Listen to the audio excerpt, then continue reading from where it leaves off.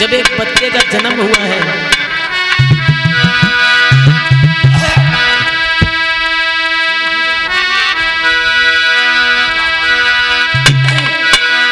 घर में लड़का पैदा हुआ महेश तो ठाटा ही कछुआ लगा लेना। अरे तारे पे बजी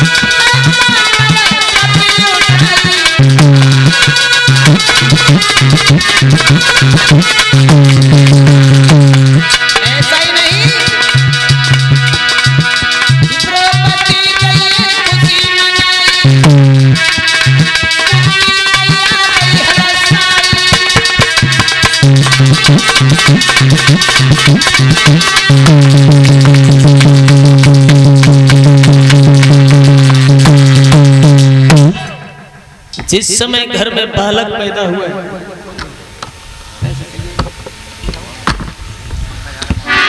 जब घर में लड़का पैदा हुआ अब तो बड़ी खुशियां हैं महाराज। और इतनी खुश हैं सब लोग, इतने खुश हैं कि खुशी का कोई ठिकाना नहीं है। और घर में जो तो जानते ही हो कि घर में लला ना हो और पैदा हो जाए तो बड़ी खुशियां होती हैं, और लली हो जाए तो चेहरा सूख जाता है। लेकिन ऐसा नहीं होना चाहिए। आज तो बिटियां और बेटा दोनों समान है हमारे इस भारत देश के। लड़कियां भी अभी यूट्यूब पर आप लोगों ने भी देखा होगा और हम भी देखते हैं, कभी कभी चला लेता ना मन आ जाता तो जो भी पाकिस्तान में हमला करके आए हैं वो एक लड़की थी, उनमें जो फाइटर जेट चला करके ले गई थी वो एक लड़की थी। उसमें लड़की ने भी गोला छोड़े महाराज पाकिस्तान में जाकर के। तो धन्य ऐसी बेटियों के लिए हम दिल से सलूट करते हैं। क्या जहां हमारे भाई नहीं पहुंच पाते हो हमारी बहनें पहुंच रही हैं, धन्य है। तो बेटी और बेटों में कोई अंतर नहीं समझना चाहिए।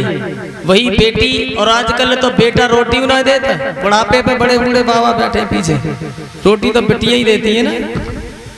हाँ, लेकिन फिर भी इनसे थोड़ी अंदर की पता नहीं कुछ लोगों की होती है भावनाएं, लेकिन हम तो नहीं मानते महाराज। हम पे एक बेटा है और 2 बेटियां, छोटे छोटे बच्चे हैं। हम तो सबसे ज्यादा हमें बेटियां ज्यादा प्यारी है, सबसे ज्यादा कसम से बता रहे हैं। छोटी भाई बेटी है हमारी क्या बताएं, वो तो सबके ही होते हैं, बच्चे तो शरारती होते ही हैं, लेकिन बेटियों से प्रेम कुछ अधिक होता है। लेकिन कभी दुर्व्यवहार नहीं करना चाहिए बच्चों के साथ में।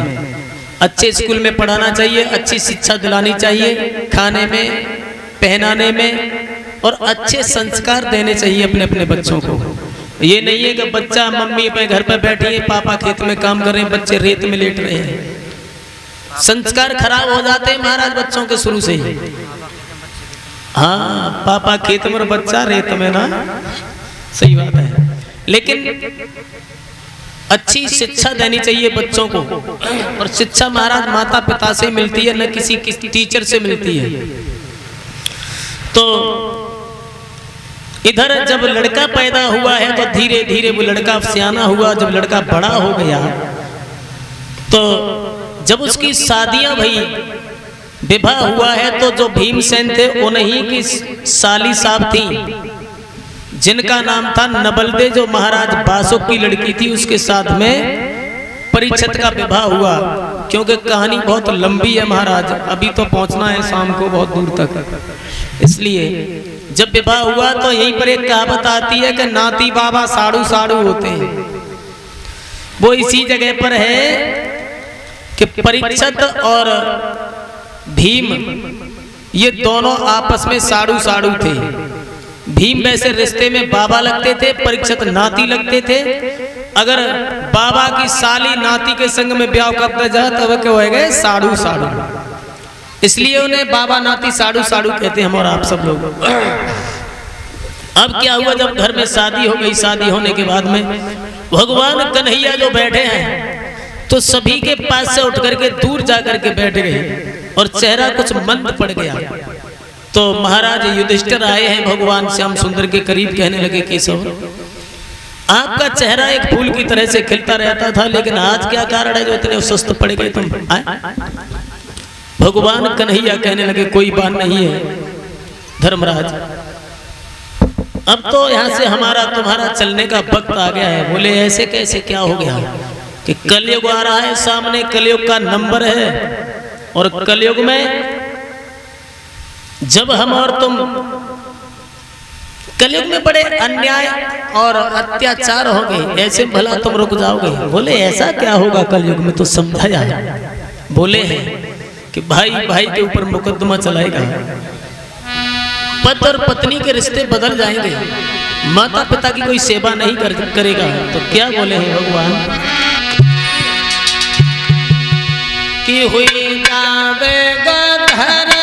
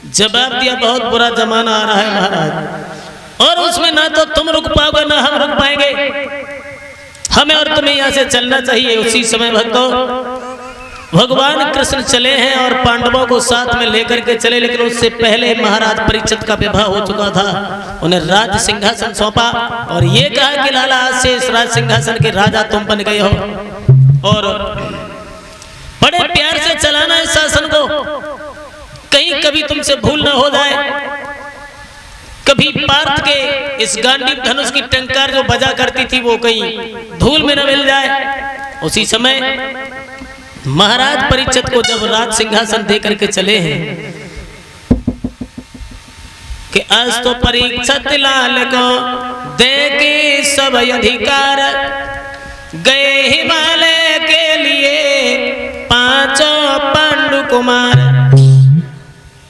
जब पांचों पांडव चले गए हिमालय में गलने के लिए, द्रौपदी को साथ लेकर के, माता कुंती को साथ में लेकर के चले हैं, और एक कुत्ता और साथ में गया था महाराज ने के जो धर्मराज महाराज थे वो गए थे बन करके, साक्षात धर्म गए थे, परीक्षा लेते चले। और भगवान कन्हैया भी चले गए हैं। तो भगवान कन्हैया जब पहुंचे हैं वृंदावन में, यमुना के किनारे पर जाकर के लेट गए एक कदम की छांव में, पैर पे पैर रख करके सो रहे थे, यानी विश्राम कर रहे थे। तब तक एक जरा नाम का बहेलिया आया और उसने अपने बाण पर, धनुष पर बाण चढ़ाया महाराज, और जैसे ही बाण मारा उसने एक मृग समझ करके, भगवान कन्हैया के पैर में एक पदम था महाराज, जैसे मणि चमकती है, जैसे यानी कोई रोशनी दिखाई देती है उस तरीका से, उसने ये सोचा कि हिरण बैठा है, उसकी आंख में उस बाण को भेज दिया। जब भगवान कन्हैया के पदम में जाकर के वो बाण लगा, भगवान कन्हैया दर्द की वजह से चीखने लगे। अंत में भाग करके वो जरा नाम का बहेलिया आ गया, वही था जो त्रेता में जो बाली था महाराज, और बाली से जब छुप करके भगवान राम ने बाण मारा था तो बाली ने ये कहा, प्रभु मैंने तुम्हारा क्या बिगाड़ा था जो तुमने छुप करके बाण मारा है। तो भगवान राम शर्मिंदा हो गए उस जगह पर, तो कहा कि भैया ये मृत्यु लोक है, इसमें बदले किसी के नहीं छूटते हैं। जब मैं द्वापर युग में 16 कलाओं से आऊंगा तब तुम मेरे से अपना बदला ले लेना। उसी समय तो वो बदला पूरा किया है भगवान ने, और पृथ्वी आकाश को दमकाते हुए भगवान श्याम सुंदर शरीर के साथ ही गोलोक धाम के लिए चले गए।